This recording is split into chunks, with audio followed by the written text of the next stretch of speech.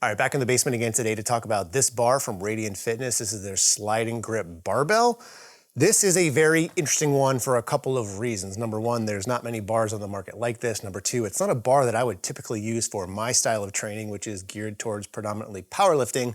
I would say this is probably more of like a bodybuilding or hypertrophy type barbell, but Radian reached out and asked if I would give them some feedback on it. I will, but to be honest, I haven't really had a chance to work this into my training too much. I'm prepping right now for USAPL Raw Nationals, which is about 8 weeks out. So implementing this into my current training just hasn't really made sense. I've basically put it on the rack and done a couple of presses with it just to see how it works, but I figured that kind of video might actually be helpful. Like the first impressions or expectations of when you get this bar in, like how does it actually work? Now, if you want a more thorough, dedicated review, you don't want to wait. Check out Joe Gray. He's done like a 20-minute video on this over a year ago almost. So this bar has been out for quite a while. Now, to my knowledge, this is one of 2 bars like this out on the market.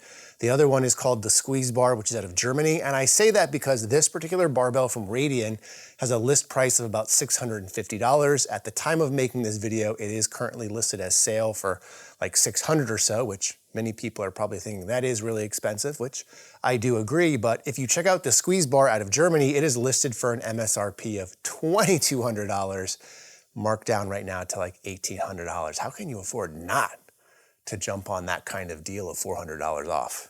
I don't know. But anyways, Radiant did kind of like give me like a heads up, like, hey, we know this isn't how you typically train. Please go easy on us a little bit. And I don't want to put words in their mouth necessarily, but what I'm just going to do is just give some feedback on this type of barbell of how it works, because maybe you're like me and you've seen something like this on Instagram or things like that. Again, I'm not going to go too hard on it just because I wouldn't have normally bought this bar to begin with, but at least give you some expectations of what you can expect when it comes to bench press, which I think will be the predominant use case for most people. But they do list some other exercises which this can be used for, which I'm just going to demo in this video because I've never done them before. So my first time will also be your first time. Now, in addition to the specs I've already listed, which is basically just the price, the barbell itself is about the normal size of a barbell.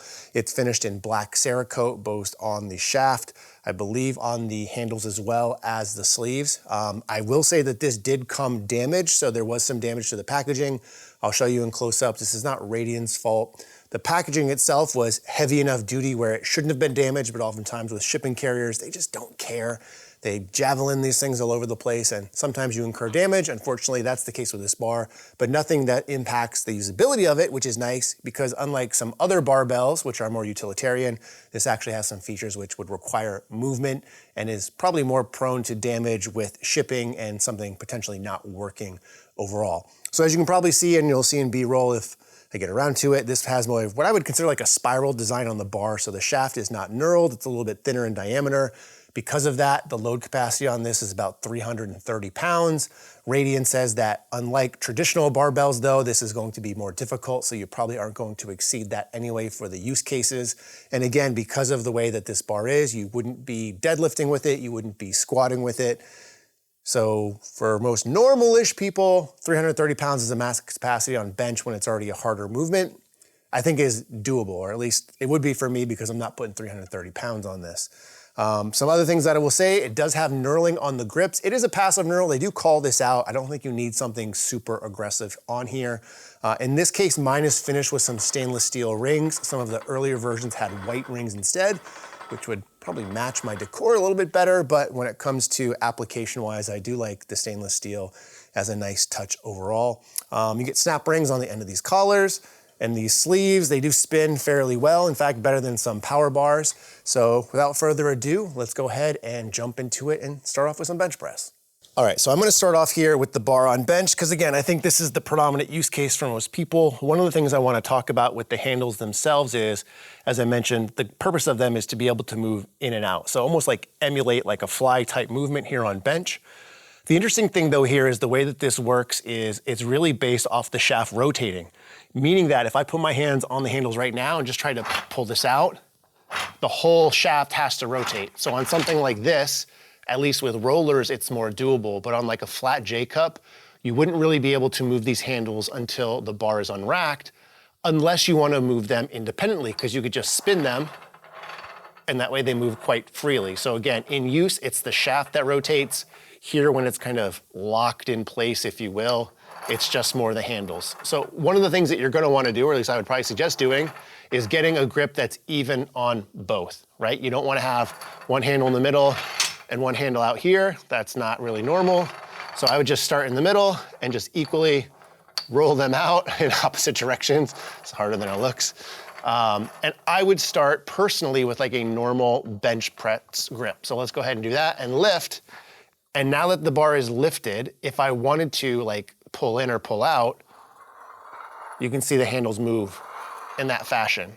And they're moving at the same time.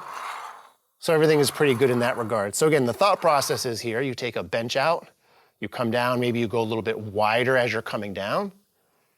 I'm at the point where I'm touching the safeties right now, so I can't go physically any wider. And when you press up, you squeeze back together. So very much like a dumbbell style movement, but in this case, you're able to do so with a barbell.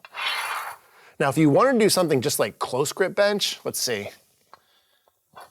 You still could. There's some movement, but there's not a ton. So although these things slide pretty easily, you still have to put some force behind it, meaning that if I just wanted to go with normal bench press, I could do so without my hands moving very much. I have to actively pull or squeeze in order to get that movement in.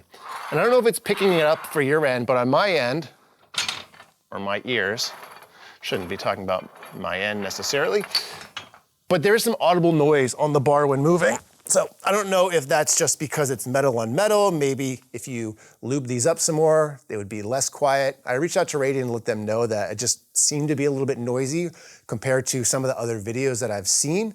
And what they've said is it might be the fact that they're using these metal stainless steel rings that I called out before instead of the white they were using before.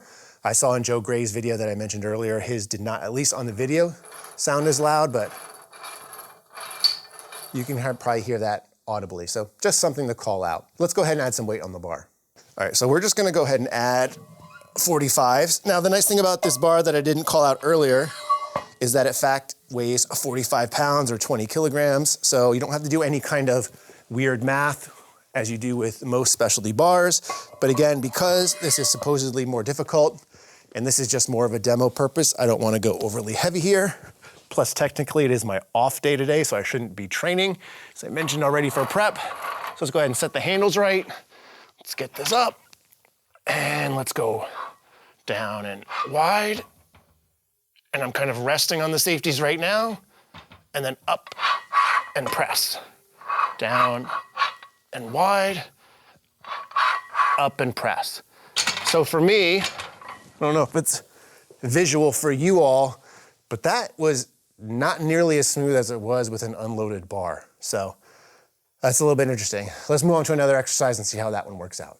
All right, so the next exercise listed is overhead press. So I'm gonna try it again here.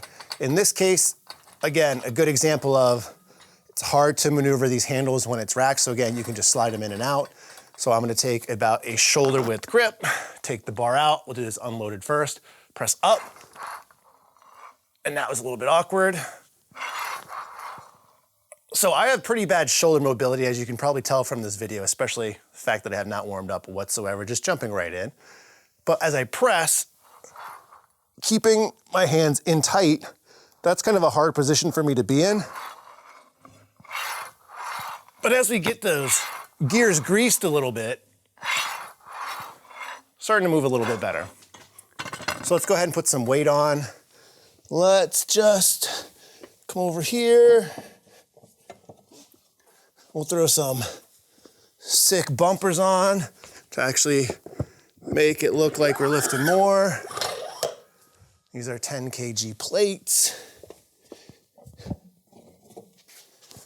I'm not gonna put collars on for the sake of this video. I might regret that for the sake of this video. The actual sleeves themselves, I don't know if you can hear that. They do make a little bit of noise, but they're actually fairly smooth. So it's not really ribbed. And as I mentioned, they're Cerakoted over. I don't think it'll probably hold up and last super long as far as durability goes with that finish, but it is not a ribbed sleeve, which a lot of people don't like. So that's one thing. All right, let's see if the sliding motion is smoother with overhead press.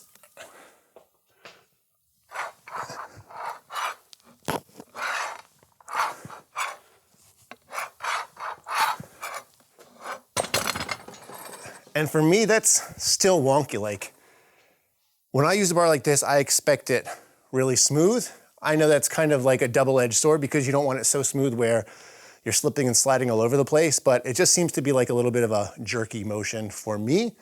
A lot of that in this movement particularly is probably my shoulder mobility and also just not having used a bar like this before and trying to actively either squeeze in or pull out, if you will. So this one is somewhat difficult, and given my lack of a range of motion, probably not something I would ever really want to do. All right, so now we're moving on to rows, and just like the other exercise I just showed you, I have never attempted that on this bar. So again, take that into consideration when you're looking at how awkward this might be for me. I'm sure in time I would probably nail it down a little bit more, but one of the things I want to say is it is kind of hard to focus on doing the movement itself as well as actively either pulling or pushing the handles in or out. So again, with time and repetition, that's probably going to get a little bit easier and smoother, but first impressions are it's not as easy as it looks when you see this on videos. So rows are going to be next. So let's start with like maybe a kind of closer grip handle here. I'll step out of the rack. I'm going to bend over, bend slightly, hinge, and then I'm going to pull up and spread.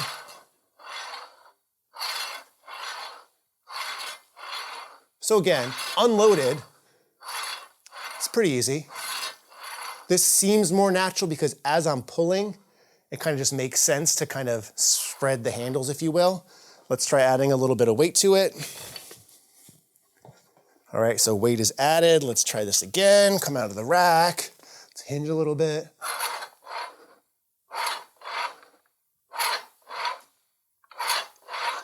So a couple of things. Number one, the movement on this, as I stated, unloaded, seems more natural in terms of the bar itself and lending it to this type of movement with the handles moving in and out. Again, just seems more natural.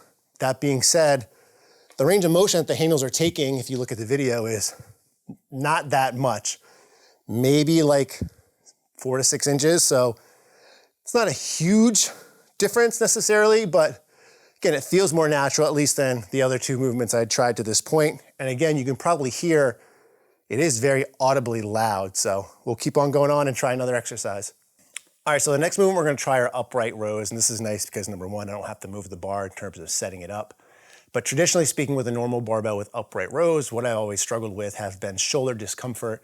And I think a lot of that's just due to the grip being static throughout the course. So like if you start with a fairly neutral or narrow grip, as you come up, it's kind of gonna make it more difficult. So tend to have to start a little bit wider, which maybe isn't as ideal because again, naturally speaking, you wanna start narrow and go up, or at least I do personally. So we'll start with the handles here.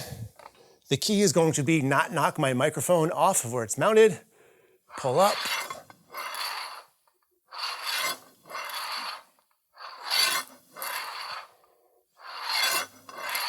So doable.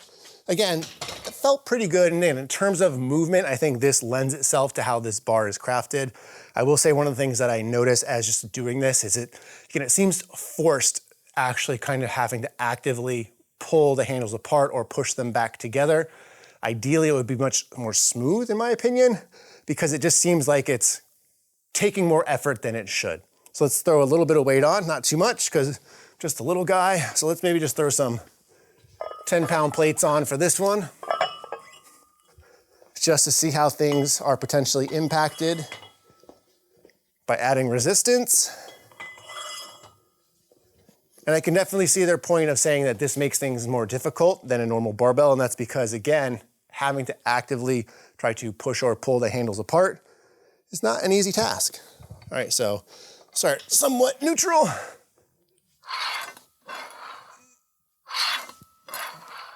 So I feel like the first 3/4 of this movement feels pretty natural, like from here to here. But as I get towards the top and I'm really trying to pull apart, I feel like that's putting a lot of undue stress on my wrists, more so than normal. So, I mean, it's doable. I think movement-wise, this so far in the bent over rows are the best for the way that this bar is constructed.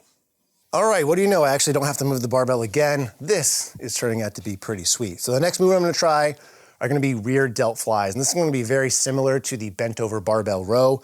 However, all I'm going to do, and I'm gonna start with this one weighted because I think we've already come to the conclusion that this thing works really well when there's no weight whatsoever on the bar. Add a little bit of resistance and things get pretty wonky. But you would just come out here, let's bend over a little bit more so. And as I pull up, I'm gonna not pull into my abdomen like I would for maybe like a bent over row or a pendlay row. I'm gonna pull up more towards like my sternum area, upper chest, and I'm gonna come out.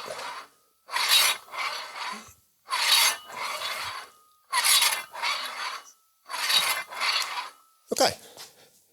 So with this particular movement here, what I will say is, out of all of them so far, this is the most natural and also moves the best in terms of the handle. So I didn't feel like I was getting stuck like it was for some of the other movements. I feel again like that's a very natural movement in terms of having the handles move in and out. I will say, as you can probably tell because I'm pulling that up towards where my microphone is, this bar is not quiet. We've established that as well. All right, so the last movement we're gonna test are barbell curls. And to be honest, this is probably one I'm not looking forward to just because I don't imagine a big range of motion on this as is. Like I was starting a little bit wider and maybe coming narrower.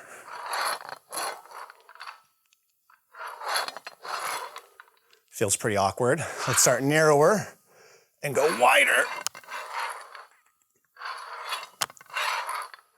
That's better, but still feels awkward, especially with the wrist angle because this is a straight bar, putting a lot of stress on my wrist, so not a big fan of that one. Let's rack the bar and I'll give you some quick final thoughts. All right, so that's the Radian Sliding Grip Bar. Overall, not really my cup of tea. We knew that going in. I will say my first impressions are it was more difficult in a way that I was not expecting, not because of the movements itself, just more because of how the mechanism works when under load and resistance. It just seemed to lose some of that smoothness that I have found with using it unloaded in my brief testing period from here. But that being said, I don't really have a use for this bar in my style of powerlifting training. I know other people potentially will, especially if you're focused on hypertrophy or you don't have access to dumbbells and you want some of those motions where you can have movement in your arms as you go about things. I'd love to see a follow-up from Joe Gray a year later and hear his thoughts on it after a year's use case. But let me know what you think in the comment section below. Is this something that you would be interested in or not? In the meantime, as always, thanks for watching and stay big.